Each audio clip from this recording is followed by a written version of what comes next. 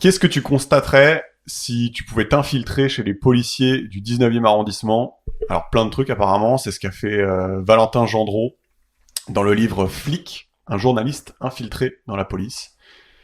Et Valentin Gendreau, c'est un gars semi-connu, parce que c'était le journaliste en infiltration chez Lidl, qui s'était fait bouillave par la machine. Là, il avait, je sais pas si vous vous souvenez, il avait une machine qui, vous vous souvenez pas? Non. Je sais pas, il était dans l'entrepôt, il avait une machine qui lui disait, prends la caisse A. Ah oui. Ah oui. Là-bas. Si, on se Et rappelle. c'était chez Lidl ou chez Amazon ça? C'était chez Lidl, je Ok. crois. Ouais. Et donc, ça était dans l'émission Cache Investigation. Et donc Bien voilà, sûr. il préparait les commandes et se faisait victime par la machine. Et donc voilà, il est connu comme ça. Et donc moi c'est vrai que j'aime bien lire les commentaires Amazon sur les bouquins en introduction, mais là globalement il y avait pas mal de commentaires à la con du genre il y avait deux catégories. Il y avait ah putain, enfin un livre qui défonce bien comme il faut ces connards de flics, et il y avait d'autres commentaires qui étaient quel livre de merde, à charge, bravo pour ce non journalisme. Ok, Donc, donc il y avait deux vives catégories. on est sur du clivant. Quoi. Voilà, donc c'est du clivant, je pense que c'est dû au thème. Non, moi le livre je le trouve très bien parce qu'en fait, après c'est les goûts et les couleurs, tu vois, mais en fait c'est raconté d'une façon qui m'a plu dans le sens où il donne pas trop son avis. En fait, ça a l'air putaclic comme ça, flic infiltré dans la police, mais ça l'est pas. Enfin, je trouve pas. Je trouve qu'il donne un avis sans trop, enfin, il donne son ressenti un peu sur le moment, mais sans trop donner de couleur à ce qu'il dit. Et donc, ça permet de te faire ton propre avis. Je trouve que c'est bien. Et surtout, ça humanise les policiers dans le bon et dans le mauvais sens du terme. Et Ouais, et Ouais. puis je trouve ça, enfin, je trouve la démarche intéressante de prendre la peine de devenir flic pendant 1 an, etc. 3 mois. Pendant 3 mois, enfin pendant un certain temps, de faire une vraie immersion, tu vois, pour essayer de comprendre. En tout cas, c'est une démarche que beaucoup de journalistes qui critiquent les flics ou enfin qui ont un avis assez tranché sur Ouais. sur le monde policier ne font pas, quoi, tu vois. Tu peux être flic en 3 mois? Bah apparemment. Alors oui, voilà, justement, Parce qu'il y a un petit souci là déjà. justement. base. Alors, donc, on va y On est arriver émotionné. on va y arriver dans 2 secondes. Je sais pas si, je me souviens plus combien de temps, on va voir combien de temps il reste. Les 3 mois, c'est la formation. Mais je vous fais l'intro. Donc, Ok. il commence par se demander, les policiers sont-ils victimes ou bourreaux, héros ou boucs émissaires? Il écrit que le sujet de la police, c'est très polarisant et très clivant. Donc, c'est ce qu'on a vu dans les commentaires à la con à Amazon où les gens s'insultent. Et donc, piqué par sa curiosité, Valentin Gendreau se lance un mercredi matin de mars 2017. Il se connecte sur la police nationale recrute.fr. Et donc, il va tenter, pour répondre à ta question, de se faire recruter en tant que ADS.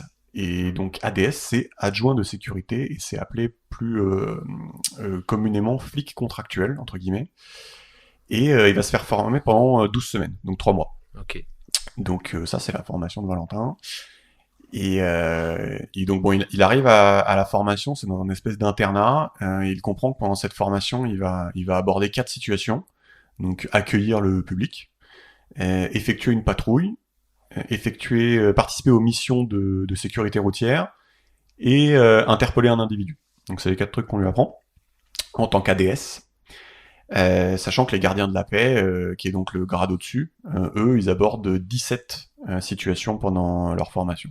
Voilà. Ok. Et donc, en moins de 3 mois, il explique que les ADS sortent avec une habilitation à porter une arme sur la voie publique. Il rappelle que ça a été créé en 97, ce poste, et ça permet à des jeunes sans diplôme de découvrir la police. Par contre, la seule obligation, c'est qu'il faut avoir moins de 30 ans. Et il dit qu'à l'origine, c'était pour exercer des tâches ingrates de la police, type administratif. Mais aujourd'hui, ils peuvent se retrouver sur le terrain, palper, menotter, interpeller. Mais il dit, mais pas écrire le procès verbal, parce qu'il faut pas déconner quand même. Mais ils peuvent faire plein de trucs. Ils ont le même uniforme, mais ils ont un petit rectangle bleu sur la poitrine qui peut distinguer Qui fait toute la différence. qui fait toute la différence. Quand tu te fais interpeller par le rectangle bleu, Tu- tu sais, Bah non, parce que c'est marqué qu'il peut te, il peut te mettre cher s'il a envie. Donc, tu sais que t'es pas face à la flèche, quoi. Tu sais donc tu fais gaffe, putain, genre, je commence. que c'est pas l'élite. Putain, genre, j'ai commencé. Putain, Mais non, mais le mec, il s'est préparé pour 4 situations, tu vois.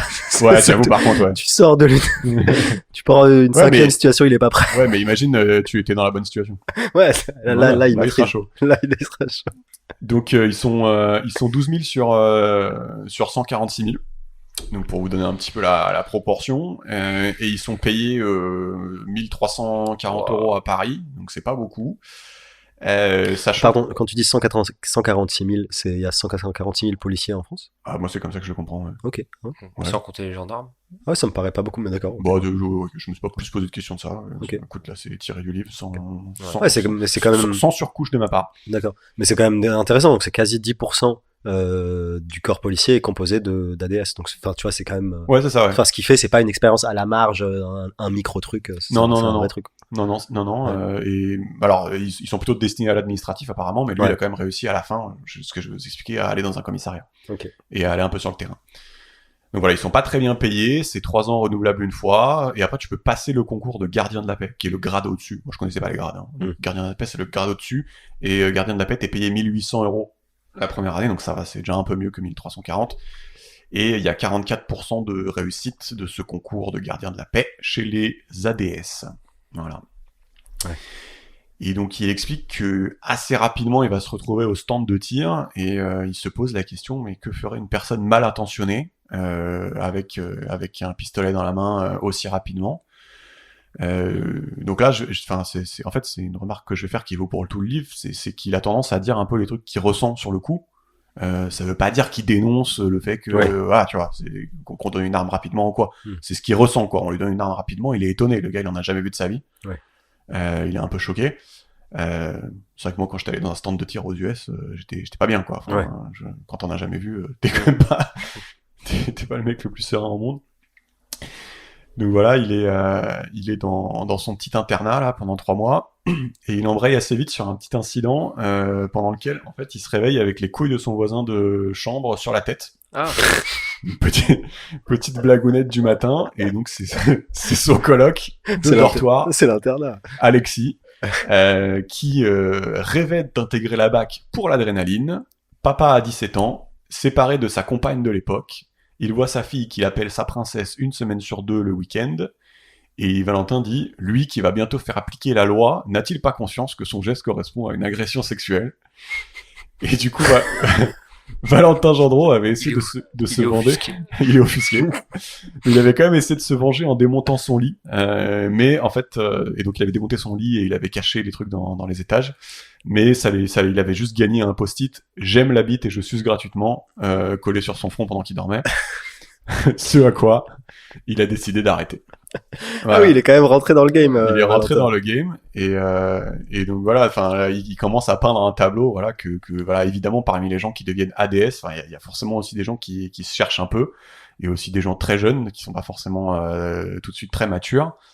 Il parle d'un autre gars, Mickaël, qui avait 9 condamnations, exclu du collège, dans son dernier boulot, agent de sécurité. Il raconte qu'il se battait souvent avec les types bourrés qui sortaient de boîte. Enfin, ok. Ah, ça, Mais par il contre- sort ADS après, ou parce que tu peux peut-être la rater ta formation, ou tout le monde en 3 mois, quel que soit son passif, peut devenir flic, quoi. Bah écoute, j'ai pas souvenir qu'il parle de qui est pris, qui est pas pris. Lui, il termine 27e sur 54 de sa promotion. Pas une flèche, hein. Peut-être il a fait exprès pour pas se faire repérer, je sais pas. C'est un malin. Non, mais par contre, sur le côté, genre, oui, il pose les couilles, machin, bon, moi, ça me choque pas. Enfin, les flics, c'est Tu des gens connais. normaux. Bah, Non. non mais c'est des gens normaux, quoi. Voilà, non, mais déjà, c'est des gens normaux et ils Ouais. font des blagues de beauf comme n'importe qui fait des blagues de beauf. Bon, Ouais. après, moi, je ferais pas ce genre de blagues, bien sûr. Mais par contre, ce qui me choque plus, c'est l'aspect, le mec a déjà des condamnations et en fait, on considère que t'as pas besoin d'un casier vierge pour être flic, c'est ça? Bah, c'est ça que je demandais. Bah écoute, je sais pas. D'accord. Je sais pas, c'est effectivement décrit comme ça, quoi. 9 Ok. condamnations pour Mickaël, non, je sais Ouais. pas. Ça me paraît, ça me paraît étonnant. ça me paraît tout de suite plus choquant, quoi. C'est-à-dire que, Hmm. ouais, bref. Bah peut-être que c'est ADS, peut-être que pour gardien de la paix tu peux pas, je sais pas. En tout cas, j'ai pas les infos Ok. ici. Ok. Donc oui, comme tu dis, enfin, ça les humanise un peu. Et dans le sens où bah voilà, c'est des gens comme tout le monde. Et il cite également un épisode assez marrant où le reportage de Cache Investigation en fait avait été diffusé pendant la formation. Et donc les flics ils en parlaient entre eux.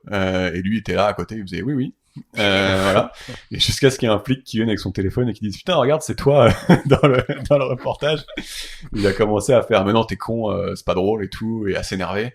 Et en fait c'est pas forcément aller beaucoup plus loin quoi. C'est-à-dire que le gars l'a pas dénoncé. Donc tu sais pas s'il faisait ça pour rigoler, pour se foutre de sa gueule, ou s'il avait vraiment vu.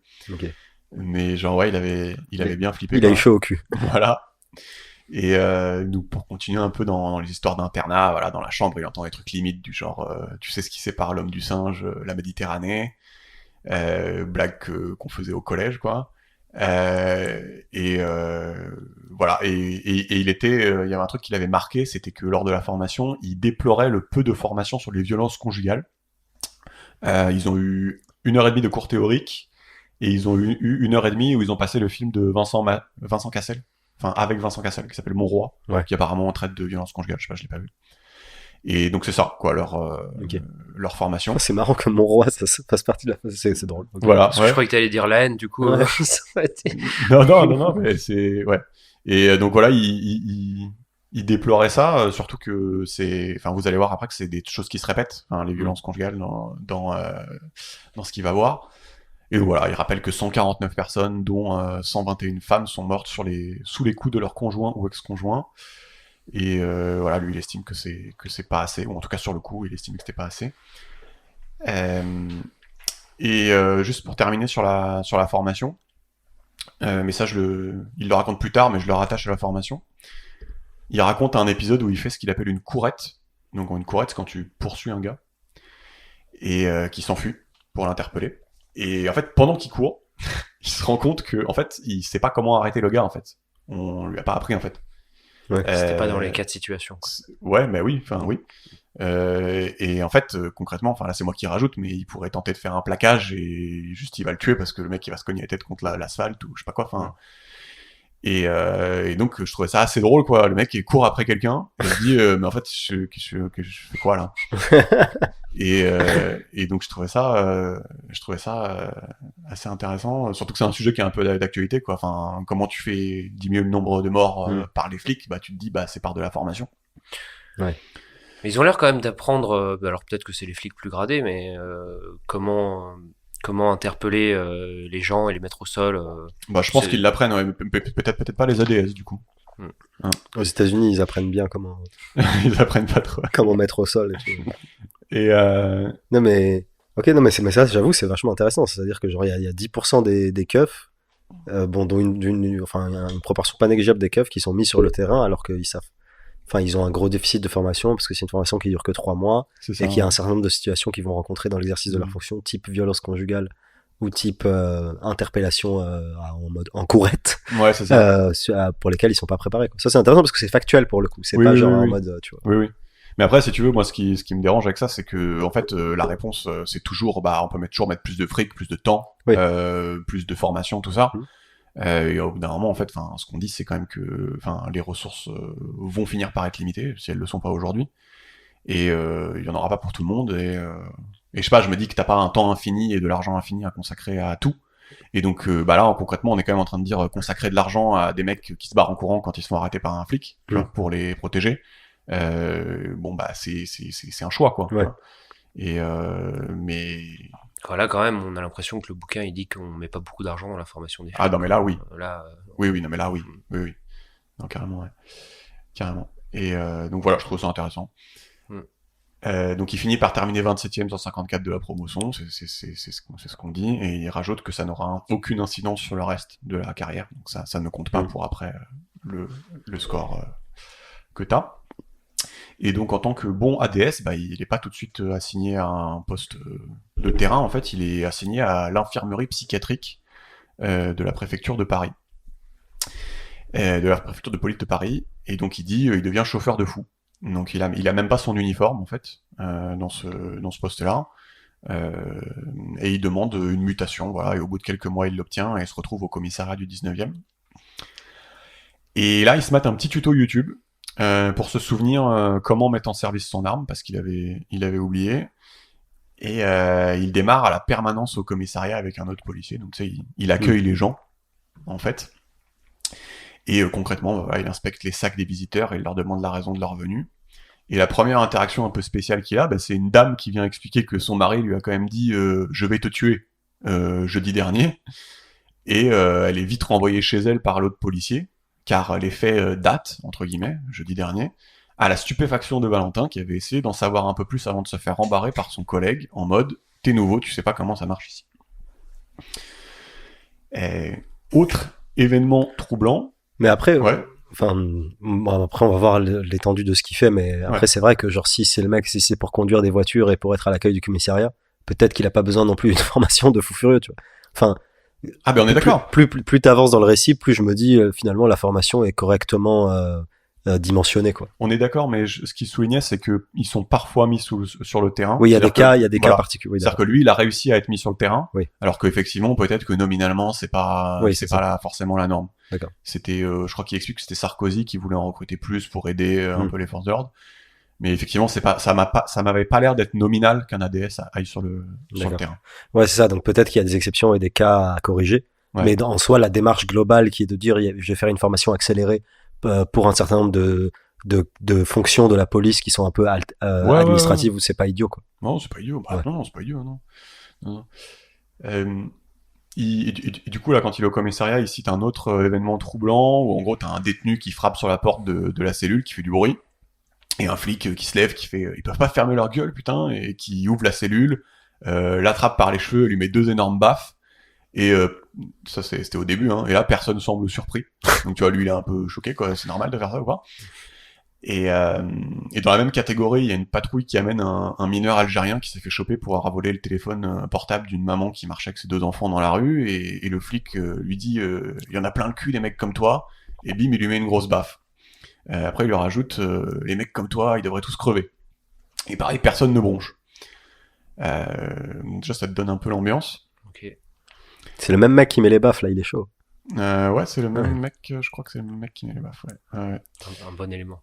Voilà. Et donc, ouais, effectivement, voilà, il a une discussion avec un autre flic qui apparemment t'a fait dans le 20e comme garde détenu, qui a fait ça 8 ou 9 mois, et il dit « On en a cassé des bouches, mon gars !» Et puis, il se lance dans une longue liste de cas où les mecs prenaient des pains dans la tronche au moindre écart. Il se souvient d'un type en sang qu'un collègue venait d'avoiner, et derrière eux, un collègue qui passe la serpillière pour effacer les traces. Ma chef, quand elle ouvrait la porte, il dit si elle voyait un mec avec la gueule en vrac, elle se disait je repasserai plus tard. Voilà, donc là il dit bon, ça le fait un peu bader, quoi.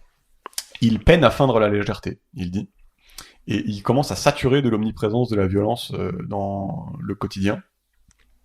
Et il rajoute ce qui m'étonne, c'est de constater à quel point ils se sentent intouchables, comme s'il n'y avait aucun cadre, aucune surveillance de la hiérarchie.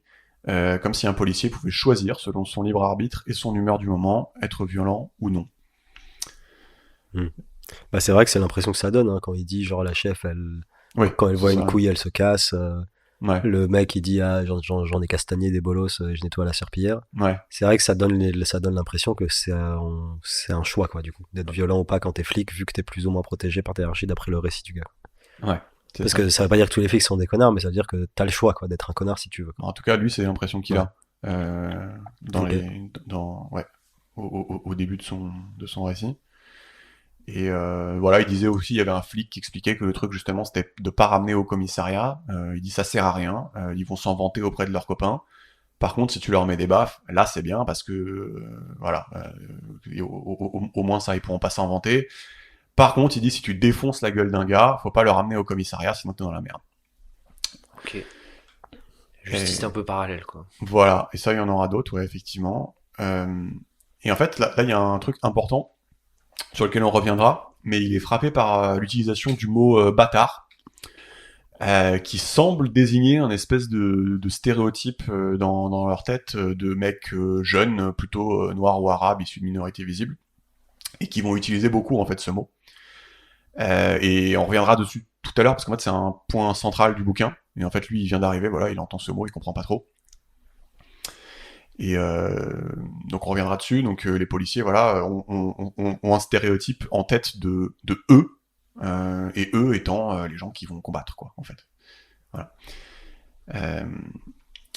Il dit quand il s'occupe des détenus dans le commissariat, ses tâches ressemblent à un moniteur de colo. Donc c'est ses mots. Donc il doit accompagner les détenus aux chiottes, leur donner des gâteaux et des briques de jus. Enlever les matelas, parce que je cite, c'est pas l'hôtel ici. Le matin, t'enlèves le matelas pour pas qu'ils dorment. Il raconte. Ah non, mais attends, mais juste ça, c'est intéressant. Genre, en vrai, il y a des détenus qui sont en détention provisoire pour être jugés ou pour je ne sais quoi. Dans le commissariat, je sais pas, c'est les gardes à vue ou je sais pas ce qu'ils ont. Ouais. Enfin, ils ont des petites cellules, quoi, j'imagine. Ouais, mais du coup, c'est quoi quel est quel est le problème s'il dort en fait? À part le fait que c'est pas. Je sais pas, c'est pas l'hôtel. Non, mais je sais pas. Il est pas censé dormir quand c'est pas la nuit. Enfin, c'est pas censé être. Donc il surveille son cycle. C'est pas censé être Ibiza. Donc, il surveille son cycle de sommeil. Ils sont là, c'est pas l'hôtel. Non, mais je sais pas. Je crois qu'à 8h30, ils arrivent, ils virent les matelas. Okay. Et voilà, et tu dois être assis et te réveiller. D'accord, non, mais c'est anecdotique, mais pour moi, enfin, si c'est vraiment le cas et s'il y a pas d'autres raisons. Ouais. C'est un peu révélateur d'une forme de connerie, quoi. C'est juste genre, c'est pas l'hôtel, quoi. Genre, tu vois, c'est un peu rigide, quoi. Genre, ça a aucun intérêt. Faut faire attention à pas trop dormir aussi. Ouais, c'est ça. Genre, en soi, je sais pas, tu te fais une tâche en plus, tu fais chier les autres si ça a aucun réel intérêt. Bon. Non, mais après, si tu veux, c'est un réel débat dans le sens où, moi, j'avais entendu un podcast sur un mec qui régissait, en fait, un établissement pénitentiaire. Ouais. Et on lui disait, mais ça te fait quoi que les gens, ils aient des smartphones, ils font chier personne, qu'ils aient la télé, qu'ils aient je sais pas quoi. Et le mec, à la fin, il fait, au bout du 10e truc, il fait, oui, non, mais d'accord, enfin, ça fait chier personne, mais c'est pas non plus l'hôtel, quoi, t'es en prison, quoi. Et du coup, il y a effectivement un juste milieu, je pense, à trouver entre, tu vois. C'est une forme de sanction, quoi. Je pense, ouais. Okay. Ouais. Alors, je dis pas que c'est justifié, mais effectivement, tu vas pas leur mettre des jacuzzi et des enfin, tu vois. Okay. Après, dans les États scandinaves, je crois que non, ils ont une autre approche, justement. Enfin, voilà. Après, ça se débat, quoi. Mais disons que c'est ça le truc, ouais. Donc, là, à un moment, il est emmené en intervention. Et il raconte, il raconte qu'il confisque des cacahuètes à des gars, des plats en acier pour faire chauffer les dites cacahuètes, qui confisque des clémentines, des bananes d'un autre gars. Et tu sais, il s'exprime et il dit mais franchement, ils font rien de mal. Et on lui répond t'as pas compris, les gens des marchés, ils payent leur place, ils en ont ras-le-bol d'avoir ce genre de concurrence. Les vendeurs à la sauvette. Ouais, c'est ça, ouais. C'est ça, ouais. Et donc là, pareil, je pense que il est pas dans le jugement, mais c'est sa réaction, en fait, juste, les mecs, ils font rien de mal, tu vois. Et juste, voilà, non, t'as pas payé, tu peux pas faire ça. Après, là, en l'espèce, sur ce cas particulier, je trouve ça plus justifié dans le sens où, eux, ils font que appliquer la loi, tu vois ce que je veux dire, genre, la loi, ça interdit la vente à la sauvette, c'est pas à eux de décider si c'est pertinent ou pas, quoi. Mais ce qui est intéressant, c'est la réaction de Valentin Gendreau, en fait, qui est genre un peu guttural, quoi. Il dit, mais pourquoi on fait ça, ils font rien de mal. Il est peut-être ramené un peu à la réalité par le gars qui lui dit c'est la loi en fait et c'est notre taf, quoi. C'est ça. Mais c'est pour ça que le bouquin est bien aussi, c'est détaché en fait, ça te voilà. Il parle pas de drogue un petit peu? Alors pas trop, mais on va en reparler plus tard, ouais. Mais pas trop, ouais. Oui, étonnamment pas trop, ouais. Parce que le 19e, pour le coup, c'est un vrai problème, quoi. Donc, c'est un peu plus grave que les vendeurs à la sauvette. Mais... on pourra en reparler, mais effectivement, peut-être qu'il a pas été confronté tant que ça au truc. Mais à un moment, il y a peut-être un moment on pourra le recaser. Ouais, non, vas-y, continue. Non, mais il dit que, tu sais, vu qu'il chope pas mal de choses, des légumes, des clopes contrefaites et tout, ils sont censés le détruire, mais en fait, en pratique, il y a quand même des gens qui peuvent se servir parmi les flics. Bon, ils sont quand même pas très bien payés, pour certains, et ils vivent à Paris, donc bon, quand même. Mais voilà, quoi, il explique que les clopes contrefaites, typiquement, il y en a qui se servent, même si c'est dégueulasse, parce qu'apparemment ça avait l'air très bon. Et il y a un autre épisode... Marlboro. Merci Georges. Il y a un autre épisode que je voulais raconter, c'est qu'il y a à un moment, un flic insiste pour aller chercher des sandwichs dans une boulangerie à l'autre bout de Paris, et du coup ils actionnent les gyrophares et roulent en slalomant entre les véhicules qui s'efforcent de dégager le passage, persuadés qu'il s'agit d'une urgence. Et là, il se dit un peu, on a brûlé des feux, roulé sur les trottoirs pour des sandwichs au pâté. Et il est un peu en batte, quoi. Et ouais. Enfin. C'est brut de forme. Oui, non, mais c'est intéressant, mais enfin, tu vois, genre, je pense que tu prends n'importe quel corps de métier, il y a toujours des éléments qui outrepassent leurs prérogatives, tu vois. Et les hiérarchies n'est pas systématiquement derrière pour aller surveiller, etc. Ouais, je suis d'accord. Je pense même, tu prends un comptable, il y a des comptables qui font des bails un peu chelous de temps en temps, tu vois. En fait, Après, ce qui est intéressant, c'est que ça, c'est un témoignage en immersion. Donc, justement, ce qui est intéressant, c'est ces petites anecdotes de la vie quotidienne. Mais pour moi, si on veut vraiment avoir un vrai jugement des flics, on devrait savoir justement à quelle fréquence ce genre de truc arrive, dans quelle mesure c'est sanctionné ou pas par la hiérarchie, etc., etc. Mais c'est intéressant. Ah oui, mais là, cette réponse, tu l'auras pas. Donc, effectivement, là, c'est juste un gars qui y allait et qui te raconte. Ouais. Mais au moins, ça enlève des fantasmes. Quoi. On sait que concrètement, ça arrive, etc. C'est ça, ouais. Et typiquement, tu vois, genre le mec là, il aurait écrasé quelqu'un, bah ça aurait fait scandale. Et ça aurait été protégé par la hiérarchie, tu vois. Bah peut-être, ouais. Peut-être. Probablement, tu vois. Probablement. Ouais. S'il avait écrasé quelqu'un, peut-être pas quand même. Bah ça dépend. Ça dépend s'il est tétra ou si. Et donc là, on arrive à l'histoire en fait centrale du livre, qui est en fait l'histoire la plus troublante à laquelle il a assisté. C'est l'histoire de Konaté. Donc il a changé tous les noms, hein, donc faut peut-être pas trop se prendre la tête. Et donc en fait, l'histoire de Konaté, c'est que donc eux, ce qu'ils vont faire, c'est que ils vont être appelés parce qu'il y a des jeunes qui écoutent de la musique trop fort dans la rue. Et donc ils vont se ramener et ils vont commencer à contrôler les gens, le groupe de 6 jeunes. Donc ce qu'ils disent, c'est que ils ont pas de shit sur eux, mais ils ont pas non plus de pièces d'identité. Et donc le policier, eux ils arrivent, les jeunes ils éteignent leur musique, et il y a un des policiers qui s'exclame, qui dit il y en a marre de venir pour des trucs comme ça, vous croyez vraiment qu'on a que ça à faire? Et là il y a un des jeunes qui est un ado de 16 ans qui est Konaté du coup, et qui dit on n'a rien fait. Et le flic il se retourne et il dit mais t'as dit quoi? J'ai pas entendu. Et là il tapote un peu la joue avec sa main comme ça. Et là Konaté il répond me touche pas. Voilà. Tu crois t'es qui toi? Viens, je te prends un contre un, Konaté. Et là, bim, il se prend une énorme baffe du flic. Et Konaté, il dit, en plus t'as pas de force, t'es pas un homme. Et là, le policier, il lui fait fils de pute, et il lui remet une baffe. Et l'autre, Konaté, il dit, vas-y, ferme ta gueule, wesh. Ferme ta bouche, lui conseille un de ses potes. Je sais pas s'il le corrige, bref. Et là, il se prend une autre claque, puis 2, puis 3, puis 5, et le policier, genre, il est furieux, il fait, allez, on l'embarque. Et il prend la décision tout seul, il dit, il a pas de pièce d'identité, alors on peut l'embarquer. Il installe le gamin sur le siège arrière, il s'installe avec lui, et là, apparemment, ça part en coup de poing, genre, il pète un câble, il met une grosse dérouillée au gosse, tout en criant et en le traitant de fils de pute. Avec tous les collègues autour. Avec les collègues autour. Et là, Valentin, il se refait l'épisode en résumé, et il se dit, mais en fait, voilà, il y a eu un tapage en plein après-midi avec de la musique trop forte. Il y a un flic qui est énervé pour une raison X ou Y, et qui leur parle comme de la merde, et qui humilie le gamin devant ses potes, en lui tapotant la joue. Il n'y a pas forcément besoin de faire ça. Le gamin se sent humilié, donc il répond. Le flic met le premier coup, et en fait, il y a une espèce d'escalade inutile de la violence, en fait. C'est ça, c'est complètement inutile. Et donc, ce qu'ils se disent, c'est qu'ils auraient pu juste confisquer l'enceinte et se barrer. Ils auraient pu embarquer le gamin pour outrage, ce qui aurait été contestable, il dit, car l'outrage venait de nous. Mais au final, il s'est fait tabasser, quoi.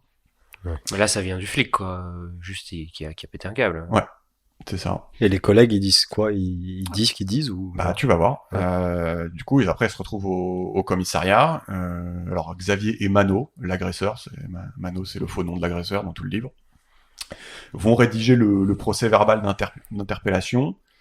Et en gros, ça va consister à charger le gamin et à absoudre Mano de toute responsabilité. Et à un moment, Valentin essaie de les faire revenir à la réalité en leur rappelant qu'il l'a un peu tarté quand même, à un moment, je cite, et que le gamin a un œuf sur le visage à gauche.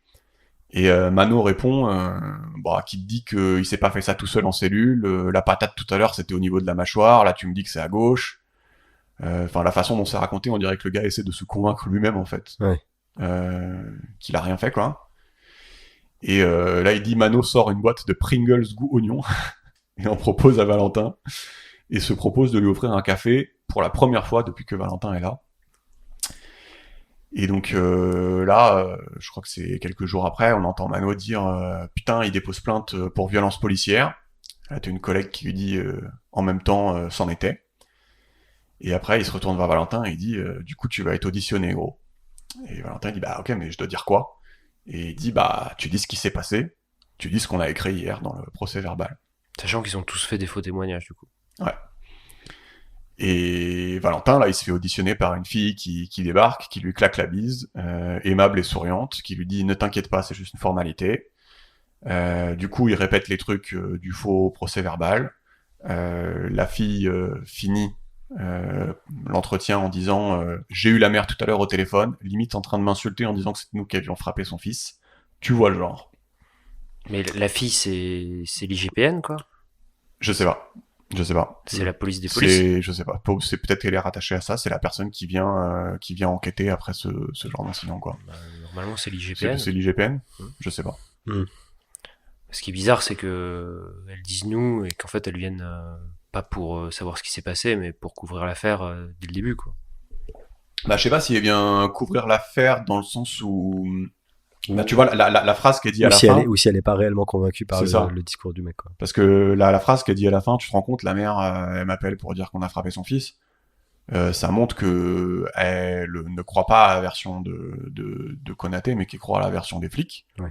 Après, est-ce que c'est du subconscient ou je sais pas quoi, elle essaye de se protéger pour pouvoir dormir la nuit, j'en sais rien. Mais en tout cas, non, elle pousse pas le steak au bout, quoi. Alors, ça montre surtout que, je sais pas si c'est généralisé, mais ça montre surtout que c'est facile de faire des faux témoignages et de faire passer des petites affaires comme ça qui sont en fond pas, il y a pas meurtre, quoi, mais bon, qui sont quand même un usage excessif de la force, quoi. C'est pas trop un problème, quoi. Ouais. Bon, après, voilà. Mais ouais, c'est ouf. Parce que, non, mais ça, c'est intéressant, l'histoire de l'IGPN et de la capacité de la police à se réguler et à sanctionner les comportements déviants. Parce qu'en fait, c'est un problème récurrent qui vient souvent quand tu t'intéresses, j'ai l'impression, aux trucs policiers, en particulier en France. C'est qu'en fait, il n'y a jamais de sanctions, quoi. Et genre, quand tu regardes, tu sais, avec les gilets jaunes, etc., récemment, tu as eu tout un tas de violences policières diverses et variées qui ont été documentées avec témoins, par des journalistes, avec vidéos, photos, images, témoins, etc. T'as notamment un journaliste en particulier qui fait un gros boulot là-dessus. Tu sais, des mecs ils sont éborgnés, qui ont des trucs cassés, machin, etc. Et on leur dit, et on sait précisément où, à quel endroit, à quel moment ils se sont fait le truc muche. Et il y a jamais eu, à ma connaissance, il y a eu très peu, sinon zéro. Je connais pas, ok, ouais. Sanctions, tu vois, et c'est je pensais que quand c'était hyper médiatisé, au contraire, justement, ils chargeaient la mule. Justement, pas. Déjà, c'est peu médiatisé, tu vois. D'accord, les journalistes, c'est fait un travail sur Twitter, principalement. D'accord. Mais déjà, c'est assez peu médiatisé, et en plus, genre, là, on a eu le malheur récemment d'avoir pas mal d'éruptions sociales avec les gilets jaunes, etc. Ouais. Et du coup, il y a eu plein d'altercations avec les keufs, et du coup, il y a eu plein d'incidents de ce type. Ouais. Après, je dis pas que les keufs eux-mêmes ne se font pas blesser et agresser par ailleurs, mais il y a eu plein d'accidents de ce type, et en vrai, c'est affligeant de voir qu'il se passe rien. Enfin, la capacité de la police à se réguler et à sanctionner les mauvais comportements est quasi nulle en France, j'ai l'impression. Ouais. Et genre, c'est hardcore, quoi. Et ça, justement, ça te donne un exemple typique de ça avec un mec qui est à l'intérieur, qui déjà, ça fait 2 mois qu'il est à la police, il a déjà l'occasion de voir cette défaillance. C'est ça, ouais. Elle arrive, elle dit nous, elle couvre le truc en 2 secondes. Voilà, ça montre que l'IGPN, c'est pas hyper efficace. Ouais, franchement, ça pue la mort, quoi. Et ça, genre, il y a aucun homme politique qui ose, en fait, il y a très peu d'hommes politiques qui osent critiquer l'institution policière, tu vois. Parce que, justement, l'État repose un peu dessus, et s'appuie un peu dessus. Mais c'est ouf, il y a zéro critique. Il y a pas un début de critique du corps politique vis-à-vis du corps politique. Alors que les défaillances sont béantes, quoi, tu vois. Mais ça, on va en reparler un peu tout à l'heure dans le chapitre sur le suicide, mais rapidement, en gros, ce qu'il va expliquer, c'est que, les conditions sont tellement hardcore, en fait, que la plupart du temps, les supérieurs osent pas venir rajouter une couche. Mais ça, on va en reparler tout à l'heure. Mais voilà. Et aussi, ce qui me frappe, c'est que là le mec, tu sais combien de temps il est resté au commissariat, à peu près? Konaté, là? Ouais, non, le Valentin. Je crois 3 mois, mais... Ok, donc tu vois, c'est-à-dire qu'en 4 mois de formation et 3 mois dans un commissariat, en disant en l'espace de 7 mois. C'est 6 mois. Voilà, en l'espace de 6 mois, il a eu l'occasion de voir toutes ces défaillances, tu vois, alors que c'est que 6 mois, quoi. Ouais. En 6 mois, il a vu un mec qui se fait tarter arbitrairement dans la rue parce qu'il a rien fait, un mec en garde à vue qui se fait un peu agresser gratos, l'IGPN qui protège, tu vois, genre en 6 mois t'as déjà vu tout ça, tu vois. C'est-à-dire que c'est quand même relativement récurrent, c'est pas des épiphénomènes, quoi. Non, bien sûr, ouais. C'est pour ça que c'est intéressant. Ouais. Et justement, pour enchaîner un peu, il va parler un peu racisme dans la police, il se pose des questions. Voilà, donc il commence par dire que dans son commissariat, des propos racistes, homophobes ou machistes vont fuser tous les jours. Ils vont émaner de certains collègues, ils vont être tolérés ou ignorés par les autres. Non, mais c'est bon, on est bon. Et au bout de 3 mois d'infiltration, il dit qu'il a constaté de ses propres yeux donc un migrant noir qui s'est fait cogner contre un abribus puis dans un fourgon, un migrant marocain qui s'est fait tabasser et le jeune Konaté qu'on vient de raconter. Euh, et ça enregistre toujours, t'as mis le... Yes. Et donc voilà, enfin, il dit est-ce que je suis face à un cas isolé ou bien la police française tolère-t-elle des comportements racistes parmi ses rangs? Et donc là, en gros, je sais pas comment le décrire, mais de toute façon, il pourra jamais prouver par A plus B qu'il se comporte différemment avec des personnes de minorité qu'avec les blancs. Lui, il dit juste qu'il a un feeling. J'ai l'impression que y a une différence de traitement, effectivement. Et donc, au-delà du feeling, en fait, il va enchaîner en citant une étude intéressante sur le contrôle au faciès. Et donc, apparemment, elle est assez connue et il n'y en a pas beaucoup. Et il dit qu'en 2009, 2 sociologues ont tenté d'observer la manière dont les policiers réalisent des contrôles d'identité. C'est une étude qui s'appelle Les contrôles au faciès à Paris, donc de Fabien Jobard et René Lévy. Et donc, je suis allé voir l'étude, justement, parce que ça m'intéressait beaucoup, pour approfondir le truc. Et en fait, c'est une étude qui a lieu dans un certain nombre de lieux emblématiques, comme Châtelet RER, Gare du Nord, Quai d'Arrêt du Thalys, Fontaine des Innocents à Châtelet. Et l'idée de l'étude, c'était de vérifier une réputation qu'avaient les policiers à agir de manière différente à l'égard des populations étrangères ou d'origine étrangère. Et donc l'étude, en fait, classe les gens en blancs, noirs, maghrébins, indo-pakistanais, asiatiques, comment ils sont habillés, donc costume cravate, normal décontracté ou jeune. Alors c'est hyper marrant, dans l'étude ils mettent entre parenthèses hip-hop, raga, tectonique. Voilà. Tectonique, ça date Tectonique, un peu. ouais. Voilà, 2009. Et ils sont également classés en fonction de pas de sac, grand sac ou autre sac, parce qu'apparemment quand c'est Vigipirate, c'est justifié de contrôler les gens qui ont des sacs. Voilà. Donc il y a 38 000 personnes dans l'étude. C'est-à-dire que en gros ils font des statistiques sur les personnes qui passent par là, voilà.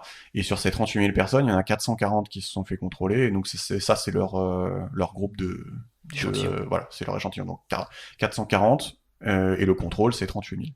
Enfin contrôle dans le sens scientifique. Oui. Non, c'est le groupe de contrôle. Voilà, le groupe de contrôle. Donc 38 000 personnes qui passent et 440 contrôlés. Et donc voilà, ils avaient 2 observateurs discrets qui observaient ce qui se passait avec les patrouilles qui étaient suivies à ces endroits-là. Et donc, quels résultats ils ont obtenus? Ils ont obtenu tout d'abord que les hommes étaient plus contrôlés que les femmes, donc fois 3,5 à fois 10. On reviendra pourquoi il y a une fourchette, mais j'ai pas compris pourquoi il y a une fourchette. Hein. Les jeunes sont également plus contrôlés. Il dit l'exemple le plus spectaculaire, c'est 50% de la population est jeune à la Fontaine des Innocents à Châtelet, mais c'est 99% des contrôles. La tenue jeune, ça fait fureur. Ça provoque 5,7 à 16 fois plus de contrôles. Tectonique surtout. Tectonique surtout, ouais. Oui, il a dit malheureusement on peut pas contrôler. Voilà. Les noirs, c'est 3 fois à 11 fois plus de risque d'être contrôlés que les blancs. Donc, mais c'est toujours au regard de leur part dans la population sur place, donc c'est bien fait, c'est intelligemment fait, c'est pas la population en France.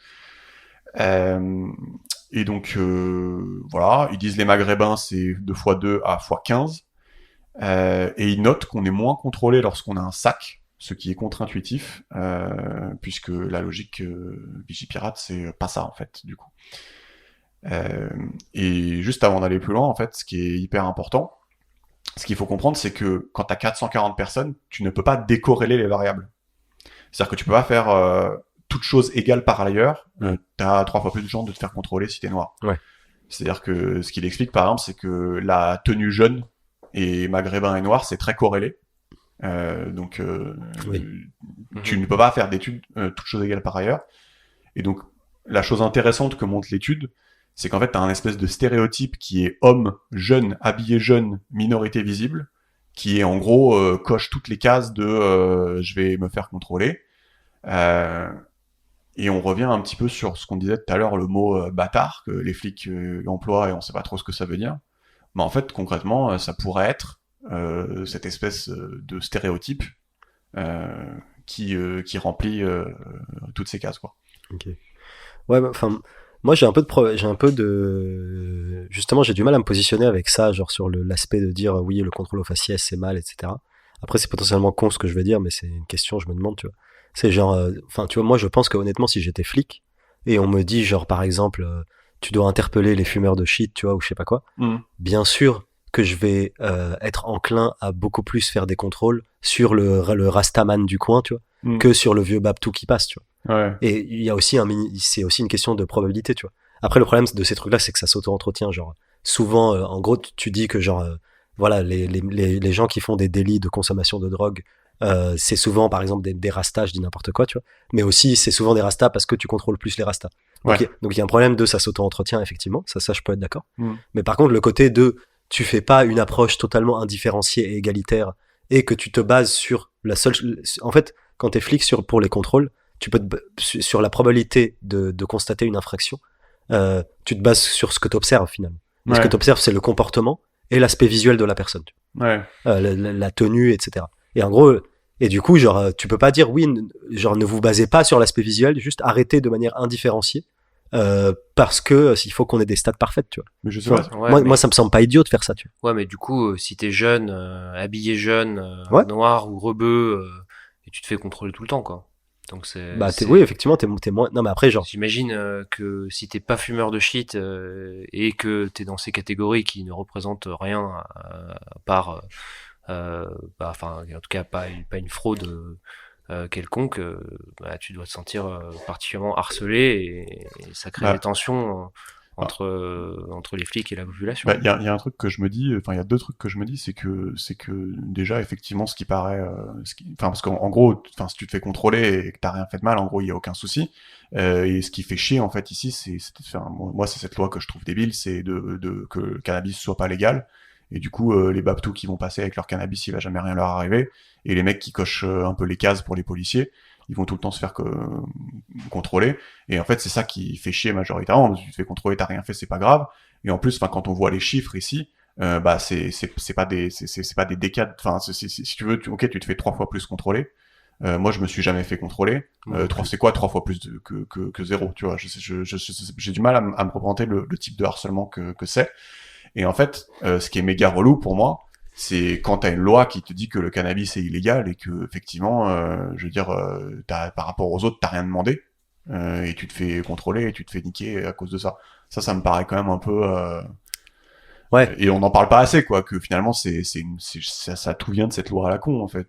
Oui. Quelque part, en fait, parce que sinon, tu contrôles les gens, tu les contrôles et puis voilà, quoi. Enfin. Ouais, mais tu peux les contrôler pour autre chose que du cannabis. Bah oui, mais après, s'ils ont un sabre, s'ils ont un, mais c'est peu probable s'ils ont un sabre shinto, tu vois, genre, bah, dans ce cas, t'as eu raison de les contrôler, tu vois. Non, mais les contrôles dans la rue, c'est pas que pour le cannabis. Non, mais oui. Mais c'est un peu pour tout. Mais si tu veux, les moments où tu te feras emmerder, en fait. Mais, ouais, c'est ça. Moi, je peux être d'accord avec toi sur l'aspect, enfin, la loi est mal faite et les flics ne font que appliquer une loi qui est mal faite et du coup, on peut pas leur en vouloir, ça, je suis d'accord. Je sais pas si on peut pas. Mais on peut moins leur en vouloir, enfin, j'en sais rien. Et je suis d'accord avec toi, Lucien, sur que, genre, quand tu te fais, palper, arrêter X fois juste parce que t'es noir et rebeu, c'est insupportable. Et je pense aussi c'est une question de mesure, c'est genre combien de fois c'est X fois et peut-être qu'ils abusent et juste ils les arrêtent gratos. Tu vois. Je suis sûr qu'il y a des comportements abusifs, bien sûr. Tu vois, juste pour faire une petite parenthèse, pas pour. Enfin là, tu dis il y a des comportements abusifs. C'est pas dit dans l'étude, mais tu sais le fait qu'il y ait des fourchettes de ouf, genre 3%, 11%. Je pense que c'est probablement dû au fait qu'il y a peut-être certaines patrouilles qui ont des scores de 15%, 11%, tu vois. Ouais, exactement. Voilà. Exactement, c'est ça. Donc je pense qu'il y a sûrement des comportements abusifs de type genre des mecs qui font que arrêter des gens gratos juste parce qu'ils sont comme là, etc. Et là c'est la violence. Ouais. Mais moi mon point c'était plus en termes de philosophie globale. Je trouve pas ça idiot. En fait c'est ça. Je trouve pas ça idiot quand t'es flic de te baser sur l'aspect visuel de quelqu'un pour choisir si tu vas le contrôler ou pas. Ouais. Voilà. Moi cet aspect-là me semble pas con. Et du coup après, c'est pas pour autant qu'il n'y a pas plein de trucs cons tout autour et qu'il n'y a pas d'abus. Ouais, mais juste philosophiquement, quand on parle des contrôles au faciès, en gros, très souvent, j'ai l'impression que le sous-jacent derrière, c'est de dire que il faut pas se baser sur l'aspect visuel des gens pour contrôler. Ah oui, je vois ce que tu veux dire. Bah moi non, je suis pas d'accord. Enfin, bien sûr qu'il faut se baser. Tu vois ce que je veux dire. Enfin, sinon c'est un peu idiot aussi. Tu veux dire. Mais du coup, parfois, on se trompe aussi peut-être un peu de combat, parce que peut-être que le combat le plus simple, ça serait juste d'arrêter de casser les couilles avec le cannabis. Exactement. Et genre, bah, ok, les gens se feraient moins, enfin, et puis même si tu te fais contrôler, bah, il se passe rien, tu vois. Genre, tu donnes ta carte d'identité, tu fais, bah, au revoir, tu vois. Ouais. Moi, je pense clairement qu'on se trompe de compas, etc. Mais juste en termes intellectuellement, ça me gêne l'aspect de dire non, n'utilisez pas vos yeux, quoi. Ouais. En gros, ça me gêne un peu, tu vois. Mais en fait, si tu veux, moi, ce que je trouve. Et je trouve pas ça, et c'est ça. Et l'autre aspect, c'est que je trouve pas ça raciste. Mais après, ça veut pas dire qu'il y a pas des comportements racistes, tu vois. Mais je trouve pas ça raciste de dire, je vais arrêter le Rastaman, tu vois. Justement, en fait, juste pour revenir là-dessus, en fait, je trouve que de dire, d'utiliser ce mot raciste pour décrire tout, en fait. Ouais. C'est paresseux en fait, parce que si tu veux, tu décris mal le problème, ou alors pas assez bien. Et en fait, si tu veux, moi ça me fait, à quoi ça me fait penser en fait, ce truc-là? Ça me fait penser, tu sais, t'as une expérience qui s'appelle l'expérience de Stanford ou de Zimbardo, et où tu sais, t'avais assigné à des étudiants un rôle de gardien de prison aléatoirement, et un rôle de prisonnier à d'autres aléatoirement, et ils avaient mis les étudiants voilà en situation. Et c'était parti en couille.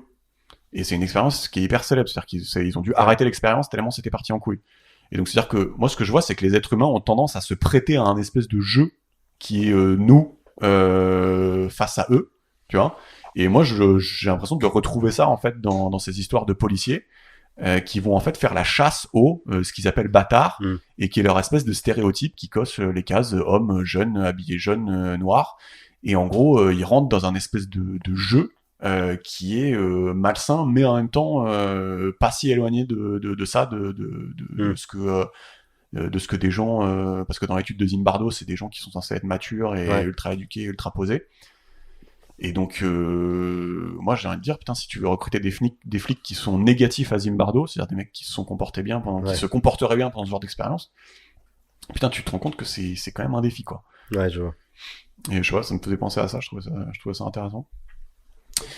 Donc voilà. Donc Valentin, lui, ce qu'il dit, c'est que pour résumer, voilà, il parle d'une espèce de présomption de culpabilité avec l'exemple de Konaté, c'est-à-dire que bah voilà, ils arrivent, ils voient des jeunes avec leurs enceintes, ils en ont marre. Ah, c'est encore toi. Bah non, c'est pas encore lui, c'est un autre gars, tu vois. C'est Konaté, tu vois. Et juste voilà, c'est l'archétype du bâtard pour eux, et donc il ne mérite pas le respect. Et voilà, ça ne dépend pas de ce qu'il a fait, ça dépend de ce qu'il est. Et tu vois, au-delà de racisme ou quoi, je trouve que c'est vraiment voilà cette espèce de désindividualisation des gens sur la base de ce stéréotype-là, qui est assez pernicieuse, quoi, en fait. Ouais, c'est vrai. Bah, c'est vrai que je sais pas si vous avez vu le film Les Misérables. Ouais, et je trouve que sur ce point-là, il est assez intéressant aussi. Tu vois que genre, ouais, il y a une espèce de stéréotype du relou de banlieue, en gros, et du coup. Dès que pour n'importe quelle situation tu vas coller ton stéréotype et tu vas dire il me fait encore chier, etc. Voilà. alors que c'est un autre gars. Alors que c'est un autre gars, que chaque situation est spécifique, etc. Ouais, voilà. Et que les flics empruntent des raccourcis parfois pour leur survie mentale aussi, c'est qu'ils mais du coup c'est plus facile de faire ça et de dire tu casses encore les couilles. Ouais, c'est ça. Ouais. Et donc là, il parle un peu plus rapidement de sexisme, et quand il dit sexisme, c'est ambiance vestiaire de foot lourdeau, quoi. Et du coup, je vais vous faire le truc sans commentaire, en version audiobook. Enculé de blédard, ici t'es pas chez toi, alors tu vas respecter les femmes. Dans le couloir des gardés à vue, Bulit hurle sur un homme qui vient de se faire coffrer. Il est soupçonné d'avoir violé une femme l'année dernière. L'affaire est trop importante pour nous, elle va être confiée à la police judiciaire. Si t'es pas calme, tu vas prendre ma main dans ta petite gueule de blédard de merde. C'est bien compris ? Bulit éructe. Il regarde droit dans les yeux le gars, le front presque collé à celui de l'homme, qui, menotté sur son banc, n'emmène pas large. J'observe la scène avec une nonchalance qui me surprend, comme si j'étais habitué au coup de sang de mon collègue. C'est vrai que lui, il les respecte vachement les femmes, marmonne Stan en passant près de moi. Oh, allez putain, on y va, gueule Bulit. Et ma meuf, elle est où ma meuf ?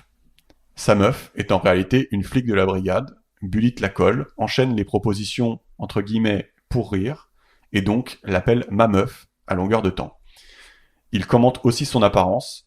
Regardez comment elle est bonne. En face, sa meuf se contente de dire, de sourire, l'air parfois agacé. Bulit s'arrange souvent pour patrouiller avec elle.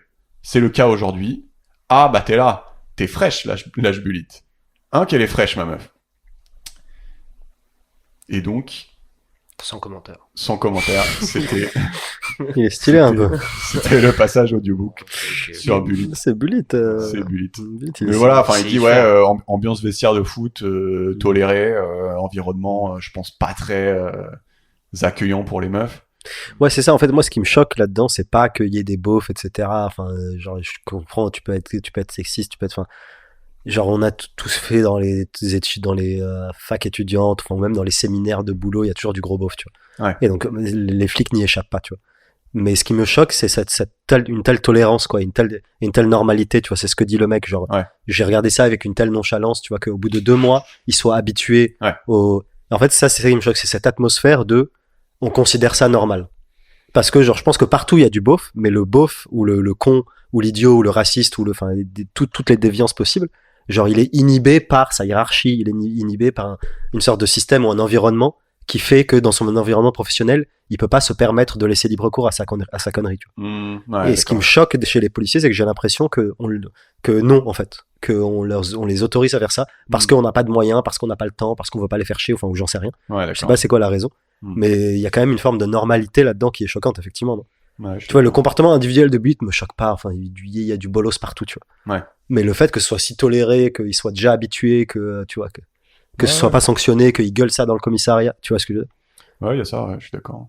Et puis moi, ce qui me, enfin, il y a un décalage aussi entre l'idée que tu te fais de la fonction policière, où tu te dis, bah, non, enfin, non, ils peuvent pas être comme ça, ils doivent être à des standards beaucoup plus hauts.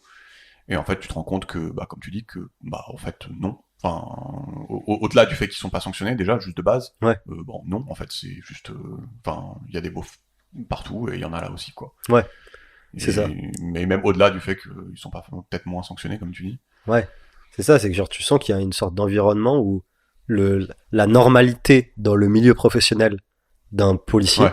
n'est pas la normalité chez la plupart des Français, quoi. Où genre Ouais, tu je suis peux pas d'accord. être raciste, tu peux pas être violent, tu peux pas machin. Mm. Là, c'est autorisé, quoi. Ouais, bah là, enfin, je veux dire, en plus des remarques sexistes, c'est beaucoup moins grave que genre une agression physique. Enfin, en tout cas, sur mon échelle, tu vois. Mais Ah oui, par rapport à quand ils se font frapper et tout. ouais, Ouais. et tu vois que déjà quand il y a des violences physiques, Ils s'en battent les couilles. ça passe. Donc j'imagine que des remarques sexistes, Ah oui, sexistes ouais. par-ci par-là, Ouais. c'est vraiment le cadet de leurs soucis. Non, quoi. j'avoue, tu peux le voir comme ça aussi. Ouais. Ouais, c'est ça. C'est que, ouais, Mais même les violences physiques, quoi. C'est ça, c'est toléré, quoi. Oui, non, mais bien sûr. Et donc, là, il enchaîne avec. Ouais, on va pas continuer à beaucoup rigoler parce qu'il enchaîne sur le chapitre qui traite du suicide. Et donc, apparemment, ils ont des groupes WhatsApp entre eux. Et voilà, là, il montre un groupe WhatsApp. Il fait la transcription du groupe WhatsApp où il y a un gars qui dit il y a un Guillaume en J2 chez nous. Il vient de mettre fin à ses jours. Et là, il y a un gars qui poste une photo du policier qui travaille dans le commissariat de Valentin qui vient de se suicider. Ah putain, putain, c'est le vestiaire à côté du mien, je lui ai parlé hier. C'est chaud, ouais, c'est la misère, mais merde, quelqu'un le connaît. C'est dingue, machin, il avait l'air dépressif. Voilà. Et après, dans leurs échanges, ils disent que tu peux jamais savoir si les gens vont bien, tu les croises entre 10 secondes et 5 minutes lors des relèves. Ils disent dans notre milieu on tolère pas la faiblesse. Ils disent on est tous des êtres humains, on a tous des problèmes, des coups de mou. Et donc Valentin précise que la police compte parmi les professions les plus touchées par les suicides. Donc en 2017, 51 policiers ont mis fin à leur jour. Et il dit en l'année 2019, le décompte macabre grimpera à 59 individus. Et donc voilà, enfin après il met un autre WhatsApp où il y a encore un collègue suicidé à Toulouse par pendaison cette fois-ci. Il avait été suspendu 24 mois sans solde, le collègue. Donc, parce que apparemment il aurait donné de l'argent pour être muté dans un autre service. Ouais. Et donc Valentin, voilà, il se demande mais dans quelle autre profession un individu serait-il prêt à payer de sa poche pour être muté? Le 27 juin 2018, les sénateurs français rédigent un rapport intitulé Vaincre le malaise des forces de l'ordre intérieures, des forces de sécurité intérieure, une exigence républicaine. Et dans son enquête, la commission sénatoriale constate que, alors plusieurs choses, les cas de policiers récemment affectés à Paris, il y en a qui sont contraints de se mettre en colocation à plus de 5 dans 20 mètres carrés, en alternant les présences entre ceux qui travaillent de nuit et de jour, voire à dormir dans leur voiture. Il dit que ça, c'est des cas qui sont pas exceptionnels. Bah, si tu gagnes 1300 € à Paris. C'est chaud, hein. Bah ouais, t'as pas le choix. Hein. Ouais. Et je sais pas si je vous ai dit, mais à 1340 euros, c'est à Paris, parce que normalement, quand t'es pas à Paris, c'est 1280 ou un peu moins. C'est le SMIC, quoi, en gros. Ouais, nous ils ont un petit bonus, tu vois, mais il sert à rien le bonus. Ouais. Et donc voilà, il dit le rapport, il dit il y a un rapport plus fréquent à la mort.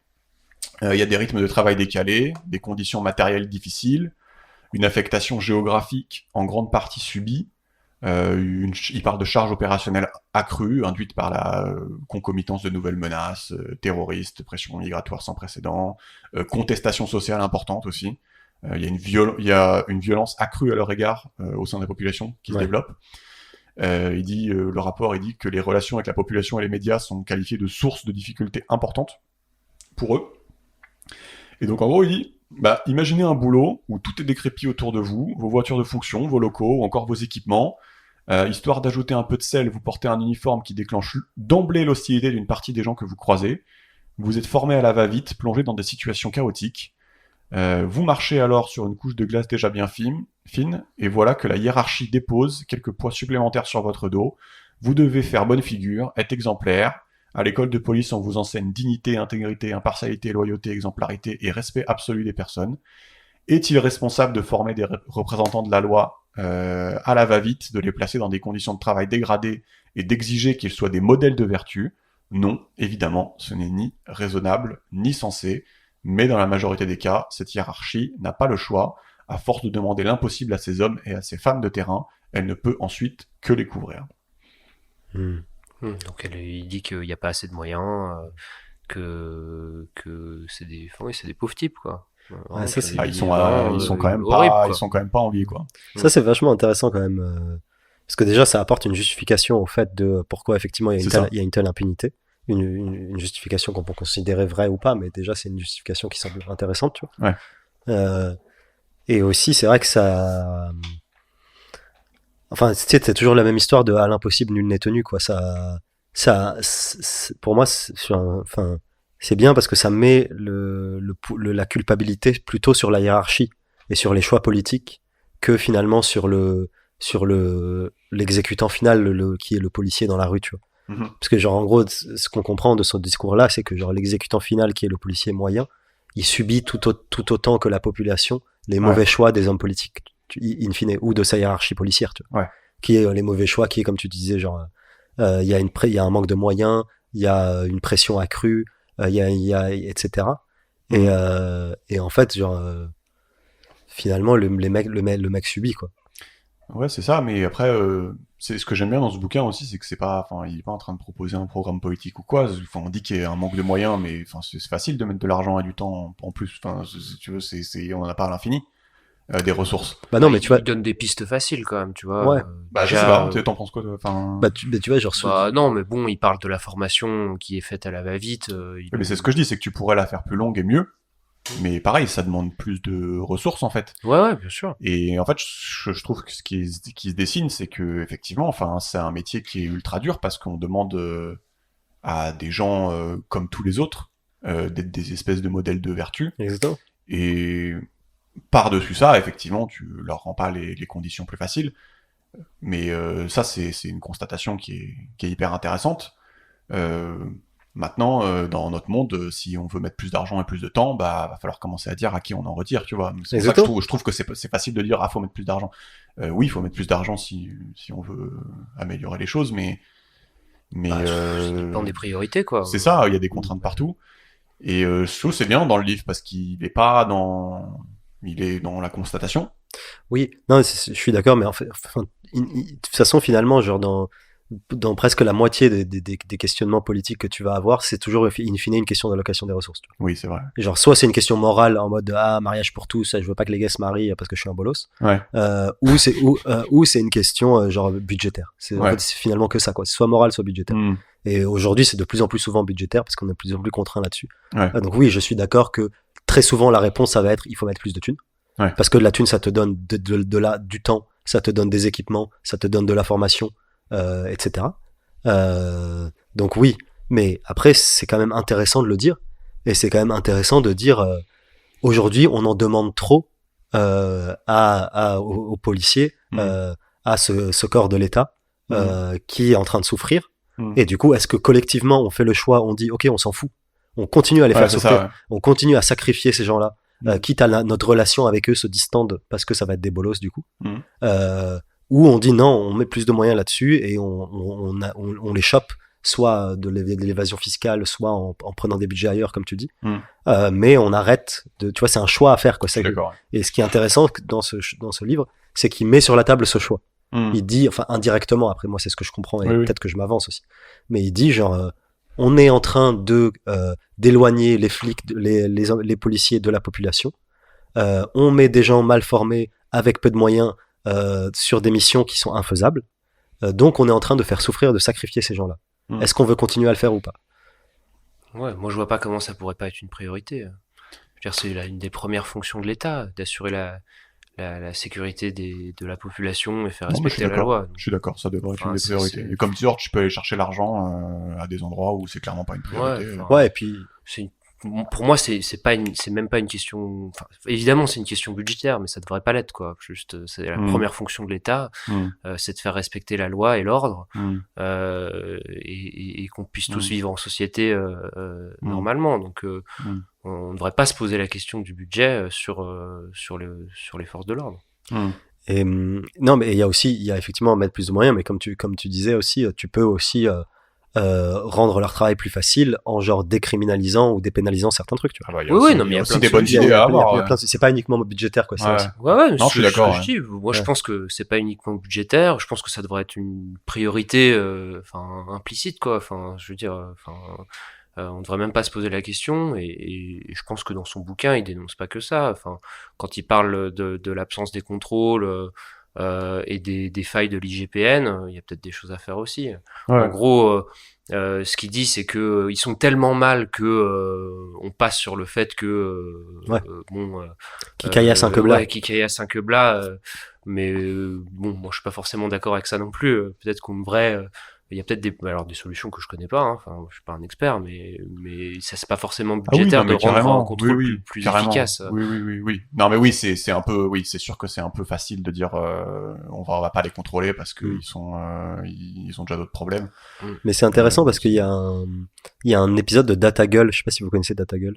Vas-y, non. Bref, c'est une chaîne sur YouTube qui est très bien, où il commence par ils présentent des données sur un sujet et après ils font un entretien avec un expert. Et justement, il parlait des violences policières. Et il disait déjà que ça s'accroît. Genre en fait qu'on donne de plus en plus d'armes diverses et variées aux policiers et qu'ils en font de plus en plus usage. Il y a ça, et que du coup les blessures derrière sont de plus en plus élevées. Et après, il a vu que le nombre des blessés augmentait. Ouais. Et le nombre d'usages des armes, de LBD, de désencerclement, etc. Augmentait de ouf, et ils augmentaient, et après du coup il interrogeait un expert là-dessus, etc. et qui disait que déjà en France on avait une approche très spécifique du maintien de l'ordre qui est plus violente que d'autres pays. On autorise plus d'armes, plus de choses, etc. Donc on avait une approche plus violente du maintien de l'ordre. Et aussi il disait que justement un des échecs de la doctrine policière en France aujourd'hui, c'est que on a une réponse policière à tout. Et c'est qu'avant, t'avais différents corps de métier qui intervenaient, parce qu'il y avait des budgets. Il disait qu'avant, il y avait des budgets pour les associations, il y avait des budgets pour la police de proximité, il y avait des budgets pour le médiateur, ou pour tout un tas de corps de métier que je connais pas, moi, parce que j'ai pas vécu dans ces milieux-là, tu vois, qui intervenaient en amont, genre dès qu'il y avait des tensions sociales, etc., ils intervenaient, et les keufs, ils venaient en dernier recours, tu vois. Ouais, d'accord. Genre, et du coup, il venait après le passage du médiateur, de la police de proximité, de machin, et là, il y avait le keuf qui venait. Et alors qu'aujourd'hui, vu qu'on a sapé les budgets de tous les autres, donc les assos, enfin, c'était le point de vue du gars, après, moi, je suis pas allé vérifier. D'accord. Mais je trouvais ça intéressant, tu vois. Vu qu'on a sapé le budget de plein de travailleurs sociaux, etc., en fait, donc maintenant, le réflexe, c'est on envoie les keufs, quoi qu'il arrive. Ouais, et que du coup, c'est eux la variable d'ajustement, tu vois. Et ils se font niquer, là. Et je trouvais ça intéressant comme point de vue, tu vois, de dire qu'en fait, que quand tu sucres les budgets de plein de travailleurs sociaux, in fine, tu le payes avec de la souffrance policière. Ouais, d'accord, ouais. Tu vois ce que je veux dire? Parce que finalement, tu vas devoir répondre à la situation de tension, tu vois. Elle va arriver, quoi qu'il arrive, tu vois. C'est pas comme le Covid, tu vois. Le Covid, il va arriver, tu vois. Et, La Covid. Et bref, et du coup, je trouvais le discours de ce gars-là qui était intéressant. Non, c'est cool. Et ça rejoint un peu ce qu'on... Et du coup, là, on va conclure. Et vous allez me dire quel rapport, mais en fait, c'est que le livre est construit comme ça, c'est-à-dire que Valentin Gendreau, il a choisi de finir le livre en fait avec encore une bavure. Euh, et donc le livre se finit en fait avec le tabassage d'un gars. Donc c'est un type qui vient de se faire choper par les vigiles d'un magasin de bricolage. Dans ses poches, les agents de sécurité découvrent des piles et de la glu. Le montant du vol s'élève à 68 € et des centimes. Et le gérant du magasin a décidé de porter plainte. Et donc la mission des flics, là, ça consiste à embarquer le voleur avant de l'envoyer en garde à vue. Une intervention basique. Donc apparemment, le gars, c'est un Marocain arrivé en France sans titre de séjour, et dans ses poches, il retrouve une pipe à crack et un passe Navigo. Donc moi, je sors jamais Stalingrad. sans ma pipe à crack et mon passe Navigo, perso. Bien sûr, mais Stalingrad, c'est la base. Bah, c'est les deux éléments, quoi. Et dans la voiture, donc le gars s'installe à l'arrière, donc pas menotté. Mano, donc encore lui, s'assoit à côté de lui. Ah putain, c'est Mano, il est back. Mano, il est back dans les bacs. Et Valentin comprend comment cette histoire va se régler. Et donc là, Mano, il dit c'est bon, personne ne nous voit. On lui répond non, ça roule. Donc il fait une première clé de bras sur le migrant. Il lui met une première gifle, puis une autre. Il lui tire les cheveux, lui assène un grand coup dans le ventre.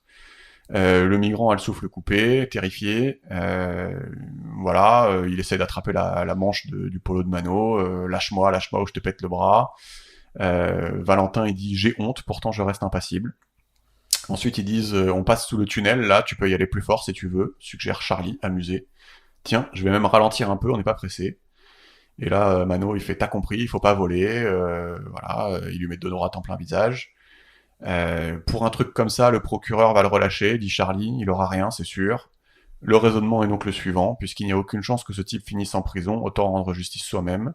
Une justice expéditive, faite de coups dans la gueule, et puis ça soulage de cogner quelqu'un, surtout un migrant, un individu faible qui n'ira pas porter plainte pour violence puisqu'il est clandestin. On le lâche où? À Pantin. Vas-y Charlie, il s'arrête une première fois dans un petit coin désert, ils le font sortir, maintenant tu dégages, l'homme sort de la voiture, il peine à marcher, Valentin, il se rend compte qu'en l'espace de 6 mois, son niveau d'empathie a quand même pas mal chuté. Au début de l'immersion, l'arrivée d'une femme victime de violences conjugales au commissariat le mettait immédiatement en état de stress. 6 mois plus tard, il a vu la scène se répéter si souvent qu'il ne réagit plus avec la même urgence.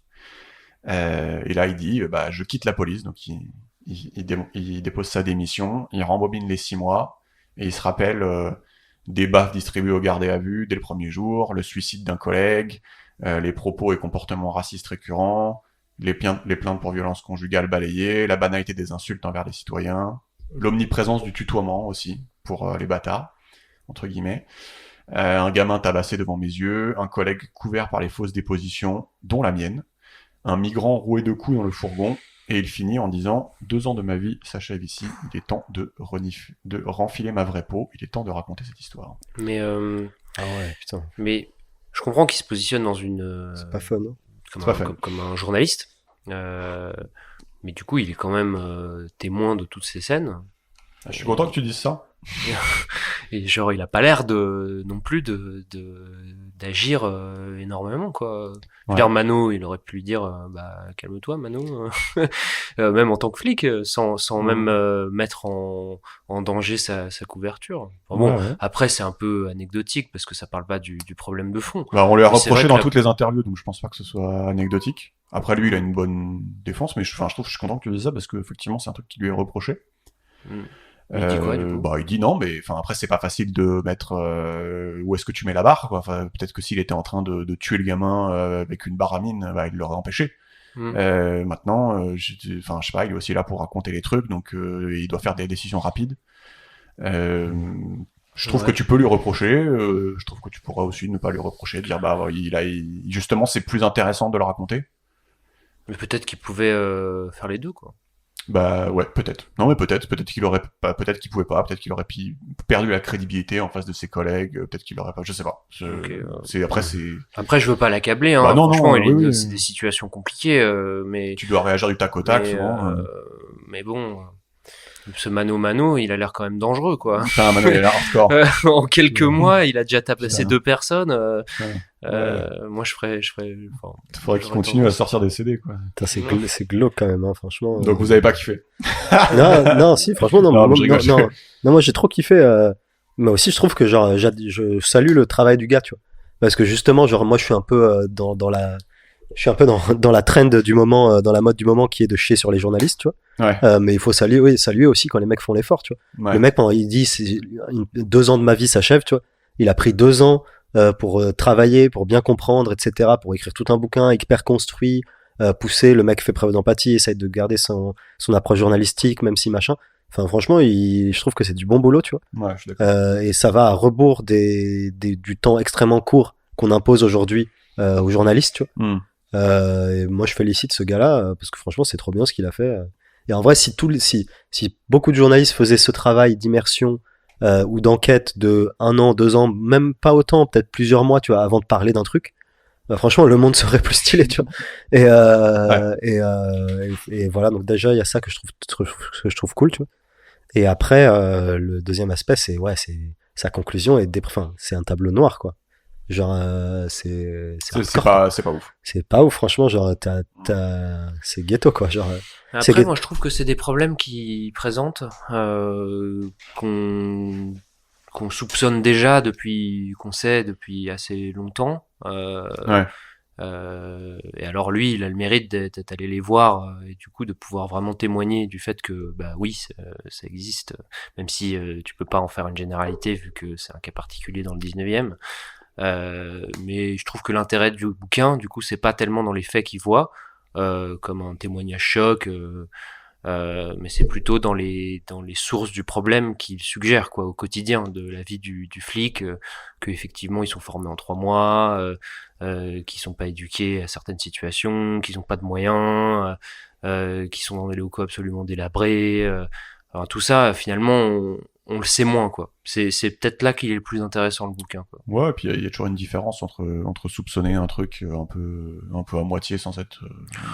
Tu vois les violences policières envers les populations, les minorités.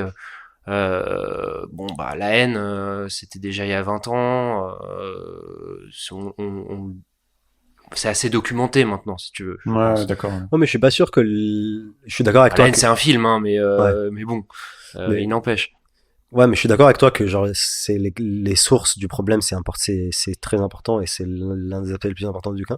Par contre, je pense que je suis pas sûr que la majorité des gens se rendent compte de les violences policières. On en parle et voilà, on sait, mais genre, je pense que aujourd'hui il y a encore débat là-dessus. Mais moi, je me rendais pas compte à ce moment. Voilà, c'est ça. Moi, je pense que je me disais, ils trouvent des trucs forcément dans un pays de 60 millions d'habitants. Exactement. Moi, je me disais ça, tu vas trouver un truc. Alors que là, on se rend compte que le gars, il fait une immersion et il envoie tout de suite. Genre, tu te rends pas compte du caractère systémique. Après, peut-être je suis un bolos, tu vois, mais... C'est Mano aussi. Ouais, c'est non, mais moi, il m'a éclairé sur pas mal de trucs, quand même. Ouais, c'est ça. Mais moi aussi, genre, parce que, en soi, tu sais, quand t'as des violences policières, tu sais pas la proportion, en fait, parce que tout est affaire de proportion. Si on a toutes les 100 000 interprétations, toutes les 100 000 interpellations, tu te dis, bon, bah, ça va, tu vois. Ouais, c'est ça. Alors que là, en 6 mois, le mec, il a vu X trucs. C'est ça. Alors qu'il est ADS, en plus, c'est un peu le plancton du commissariat, tu vois. Ouais.